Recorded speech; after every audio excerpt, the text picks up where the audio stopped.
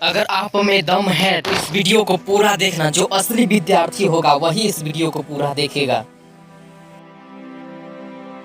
Hello student, मैं शंकर कुमार, स्वागत आप सभी का जादूगर मैथ में। आज हम बताएंगे कि सभी स्टूडेंट पूछ रहा था कि सर कौन सा सब्जेक्ट जो है सबसे अच्छा होता है और कौन सा सब्जेक्ट लें इंटर में। आपको बता दे 3 स्ट्रीम होता है। पहला होता है साइंस, इसके बाद कॉमर्स, आर्ट्स। कौन सी लाइन में आपको जाना है सबसे पहले ये डिपेंड करता है आप पे। तो आप किस विषय को चूज करते हैं, आप कौन सा सब्जेक्ट में इंटरेस्ट रखते हैं, साइंस में या कॉमर्स अकॉर्डिंग में या आर्ट्स में। आपको सबसे पहले ये चूज करना है कि हमें पढ़ना क्या है। ठीक है, पेरेंट्स के अनुसार से सब्जेक्ट को मत चुने। यदि अगर आपको साइंस पढ़ना है तो आप जो है साइंस ही चूज करें, और पेरेंट्स अगर कहे कॉमर्स चुन ले तो आपको वो काम नहीं करना है, आप जो पढ़ेंगे वही करना है। ठीक है ना। सभी स्टूडेंट पूछ रहा था कि सर सभी किसी का पेरेंट्स बोलता है कि कॉमर्स पढ़ो या आर्ट्स पढ़ो, कोई बोलता है साइंस पढ़ो। हमरे अनुसार से हम ये कहना चाहेंगे कि आप जो है किसी के बहकावे में मत आए।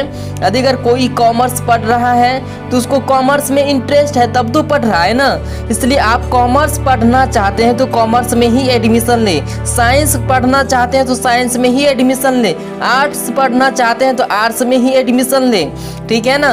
तो सभी को आर्ट्स सब्जेक्ट से डर लगता है, कौन पढ़ेगा हिस्ट्री, ज्योग्राफी, पॉलिटिकल साइंस। ठीक है, तो कौन पढ़ेगा, आप नहीं पढ़ेंगे। जिसको आर्ट्स में यानी कि बहुत ही मजा आता है पढ़ने में तो आर्ट्स भी आप पढ़ सकते हैं।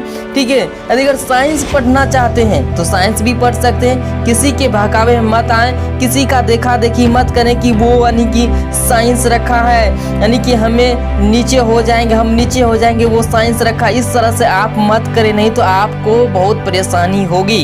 इसलिए विषय को सोच समझ के रखें, ये हलवा नहीं है। ठीक है, इसलिए विषय को सोच समझ के रखें और फॉर्म को सही से भरें। स्टूडेंट अक्सर पेरेंट और टीचर्स की पसंद और उम्मीदों का बोझ उठाते उठाते अपनी पसंद को भुला बैठते हैं। आपका क्या पसंद है वो चीज़ देखिए।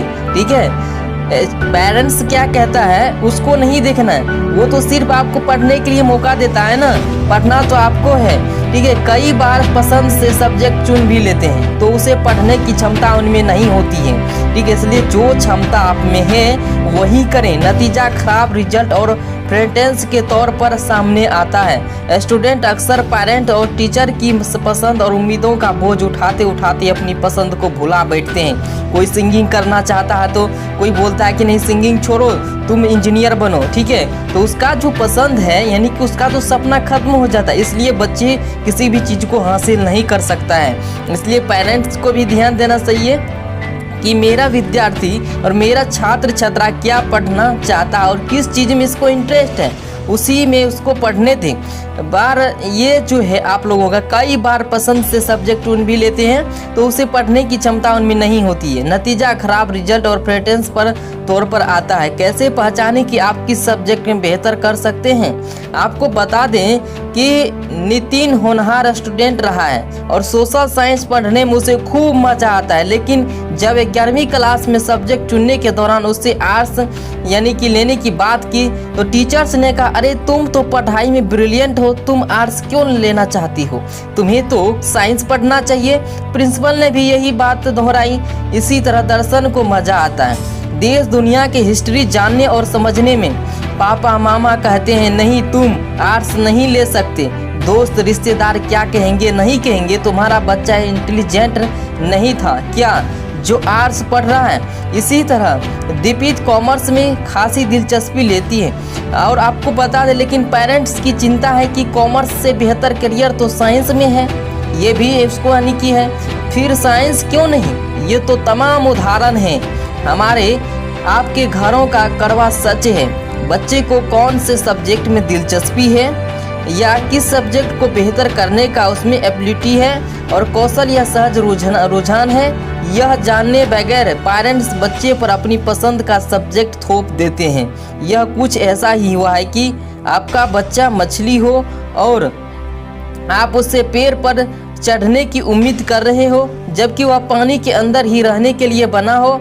इस तरह के दबाव से बच्चे का न सिर्फ पढ़ाई से मन उचट जाता है, बल्कि कम नंबर आने पर खुद को यानी कि कमतर समझने की हीन भावना भी उसके अंदर यानी कि हो जाती है।